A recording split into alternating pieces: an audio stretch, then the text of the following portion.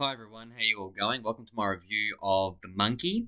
The Monkey was directed by Oz Perkins, and it's his first movie since Longlegs, which only came out July 2024. The movie stars Theo James, Tatiana Maslany, Adam Scott is in it very briefly, Elijah Wood. Plot is pretty straightforward, as I spoke about in my out of theatre reaction. These two young brothers are given a toy monkey by their father, who he'd left behind a toy monkey for them.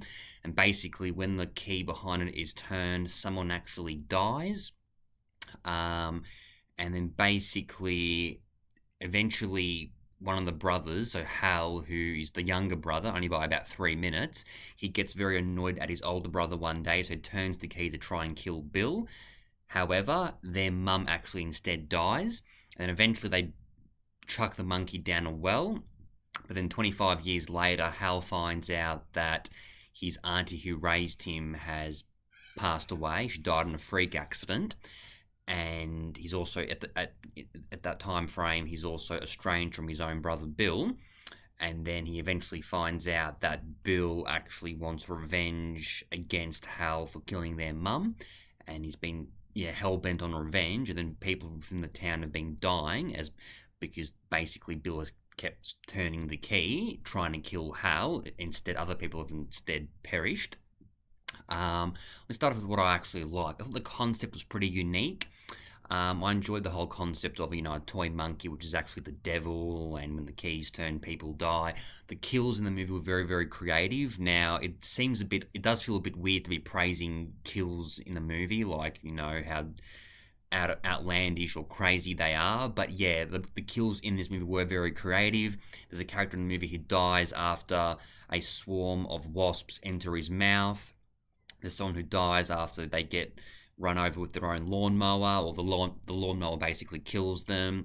There's a kill in the movie where the babysitter very early on in the movie, she gets killed. She gets decapitated after the monkey drops the drumstick. So yeah, the kills in this movie were very, very creative.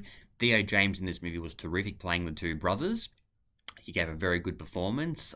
Only other movie I'd seen with him previously was actually the first Divergent movie. I haven't seen the sequels. I've seen the first Divergent movie. I thought he was okay in that, not too bad. He actually did a very good job in this movie, in my opinion. What didn't I like, however? I feel like at times the movie struggles with what it wants to be. It goes from being a horror movie to a slapstick comedy to a dark comedy. I feel like at times the movie struggles with its tone. It doesn't quite know what it wants to be.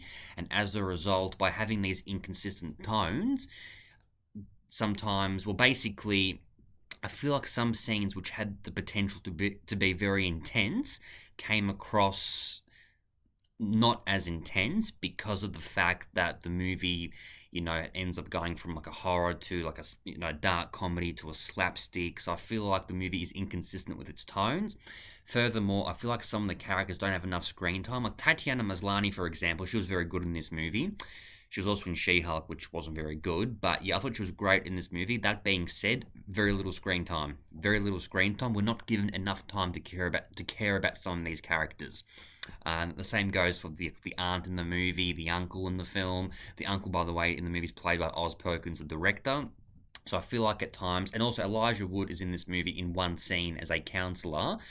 I feel like, he's only in one scene, and some character just felt completely pointless.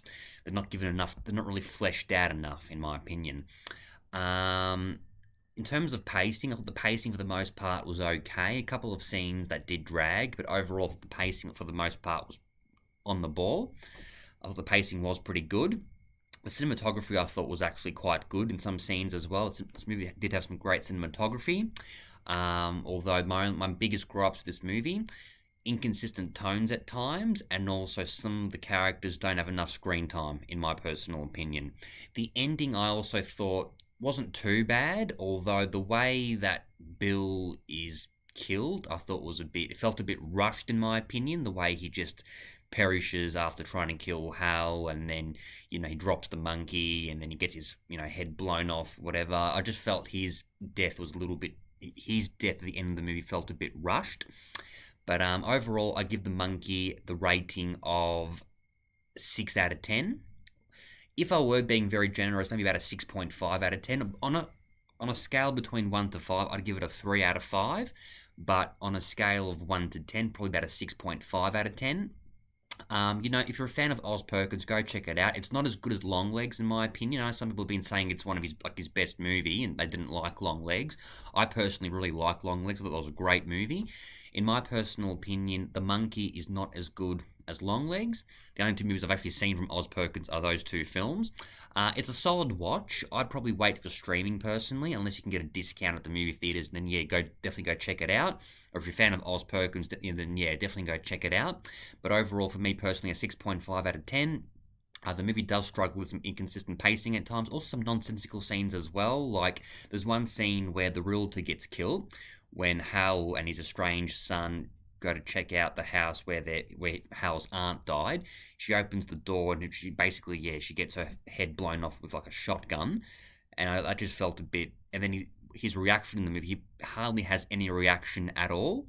And I just felt at times that, him not having any reaction to certain situations felt a bit weird.